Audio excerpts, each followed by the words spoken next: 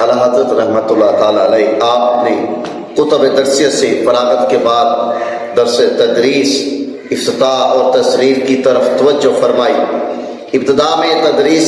کی طرف بہت زیادہ میلان تھا، کیونکہ بریلوی شریف میں اس وقت کوئی مدرسہ نہ تھا، اور کوئی تھے بھی تو وہ سب 1857 عیسوی کی جنگ آزادی کی نظر ہو چکے تھے۔ انگریزی سازشوں کے علاوہ اہل سنت کے خالص عقائد میں نجدی عقائد کی ملاوٹ ایک سوچے سمجھے منصوبے کے تحت جاری تھی، اور بریلوی شریف میں صرف فقط اعلیٰ حضرت کی ذات واحد طلباء علماء کا مرجع تھی۔ جس کسی کو بھی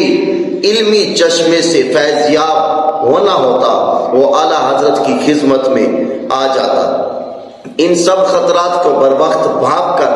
اعلیٰ حضرت کے والد ماجد نے 1299 ہجری میں 1874 عیسوی میں بریلوی شریف میں مدرسہ مصائب التہذیب کی بنیاد رکھی، جسے 1322 ہجری میں